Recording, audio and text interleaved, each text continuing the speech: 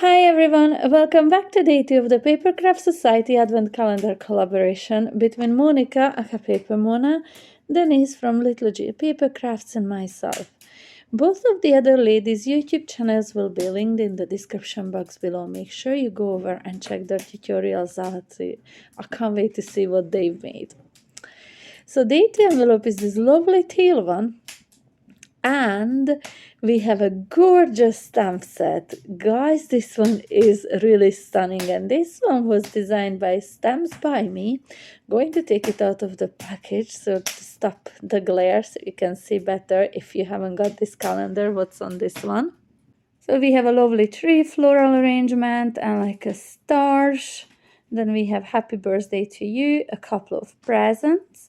We have a starry garland. We have a sentiment saying, this is your year to sparkle, another flower, and then a sentiment saying, I hope your day is full of fun and celebration, and then a snowflake stamp.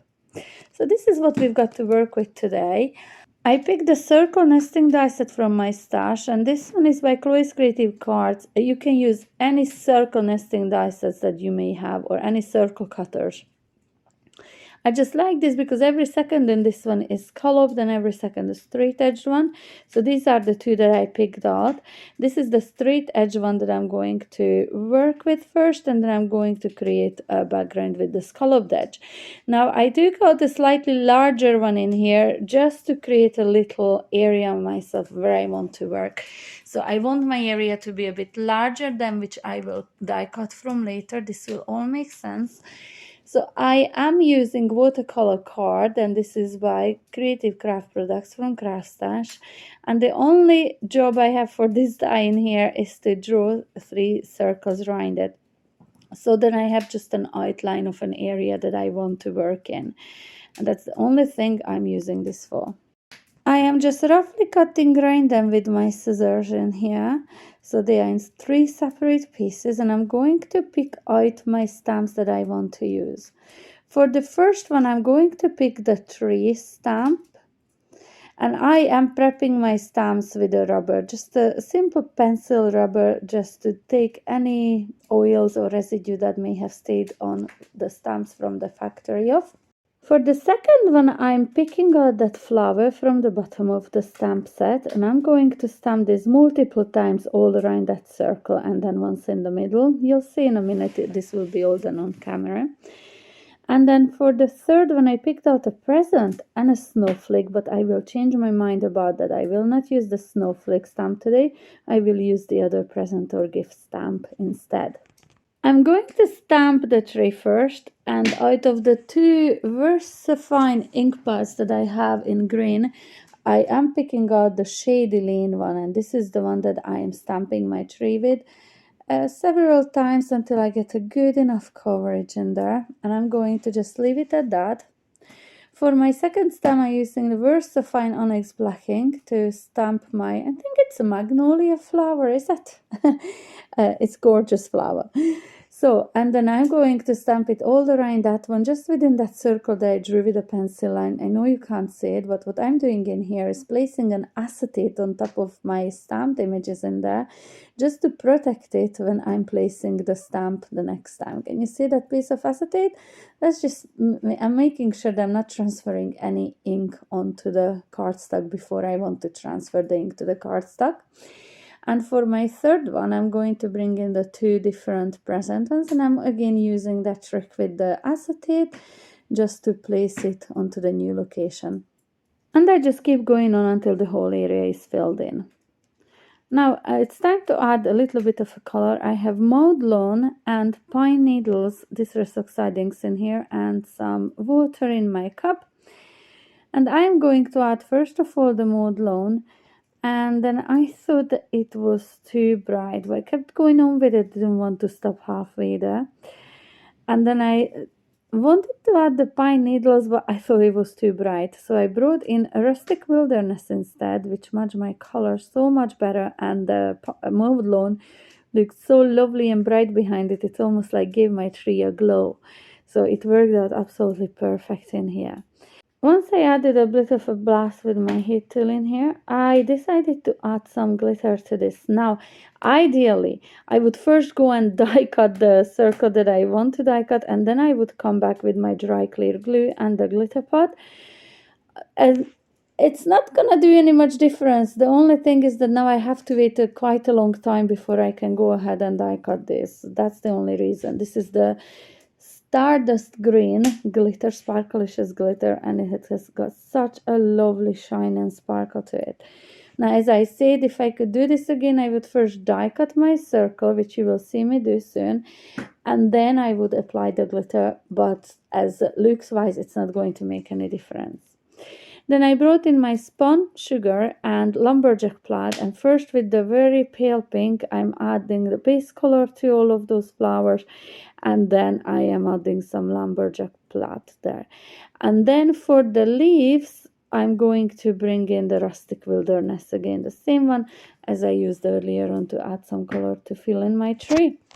And I'm doing just very basic watercoloring, no rhyme or reason. I'm not focusing on shading or anything like that. I'm just laying down the two colors in there just to get a little bit of a dimension to it. So while I'm doing this, just a little bit about this collaboration. This is my second year of participating in this, and I really am loving the journey.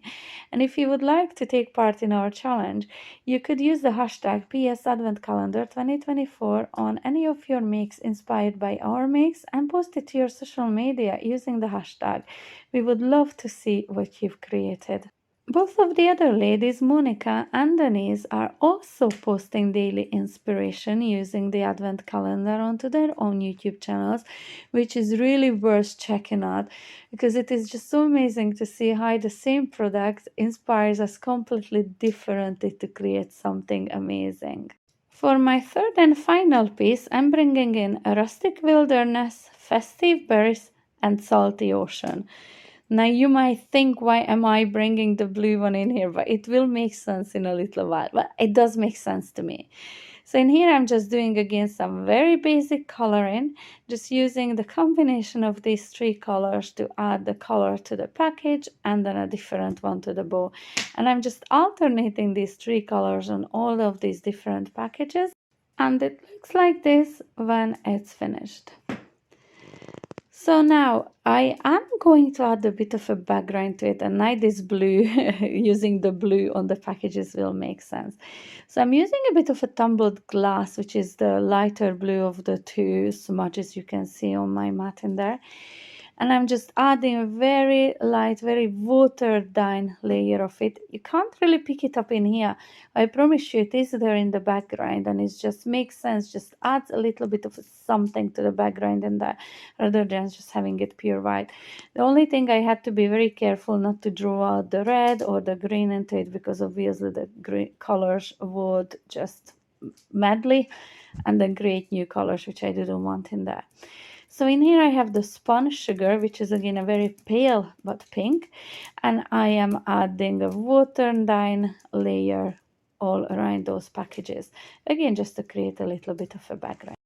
Then I die cut the smaller circle out of these three, and once that was done, I came in with my fine tip dry clear glue bottle, and I just added some lines onto the middle flower, dipped it into my crystallina translucent glitter, and again some of that glue I added to all of the bows, and not the package, I removed that glue in there and dip it into my crystallina as well. Then with the slightly larger die, which has that scalloped edge to it, I die cut 3 times from gold cardstock, gold mirror cardstock, and I use double-sided tape to stick my colored paper on top of those. For my card base, I prepared the 5 by 7 inch white card base, the 4 7/8 by 6 7/8 mirror gold cardstock, and then 4 3/4 by 6 3/4 of a white card. And now I'm going to turn these into baubles using a die set from Simply Cards and Papercraft magazine issue 334. This is a couple of years old now. Or any bauble die set, or you could just hand cut, because all I'm going to use now is the little bow and the topper. So the little bow I die cut 3 times from red mirror cardstock, And the topper I die cut 3 times from gold mirror card.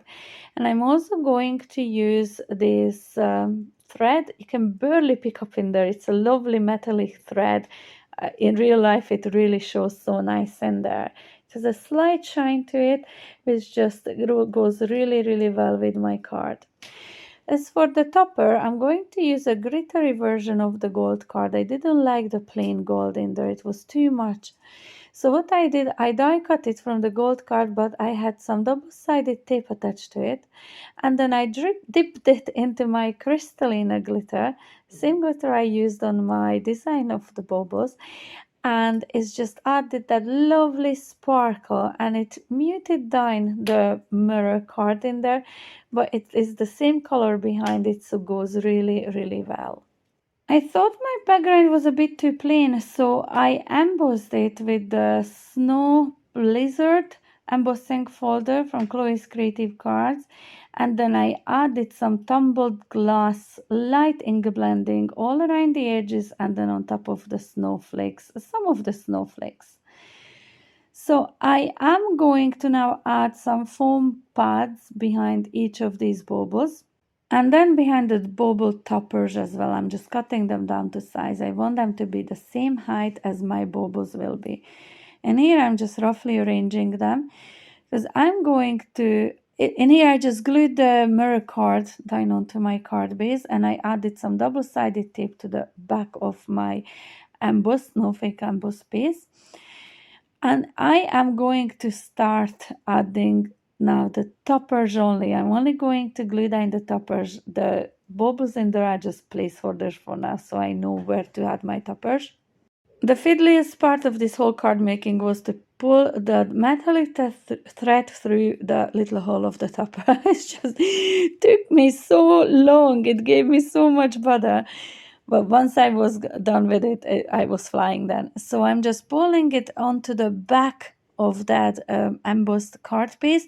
So I'm just attaching it with the double-sided tape to the back.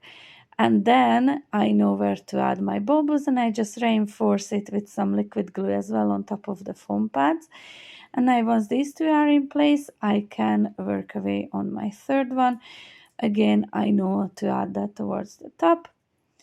Pull the metallic thread to the back, fixate it in place with the double-sided tape, and then glue down the bauble. And now I'm just adding my little bows on every single one of them.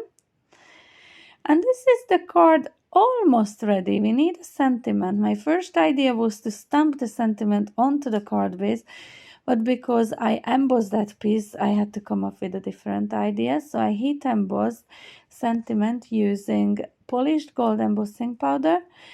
I cut it down to size. I did a little slightly larger gold border around it, and then I glued it onto the bottom. To finish my card, I'm just adding some pink and some red rhinestones onto the tree to act as little baubles on my tree, on my bauble. I am super pleased with the results, but I would love to know what do you think. Please do not forget to leave me a comment in the comment section below.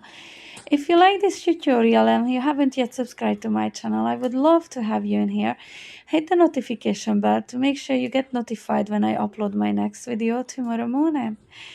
I really hope you enjoyed this tutorial, and make sure you go over to Monika's and Denise's channels to check out their makes as well. I really hope to see you back for day 3's video tomorrow morning. Bye!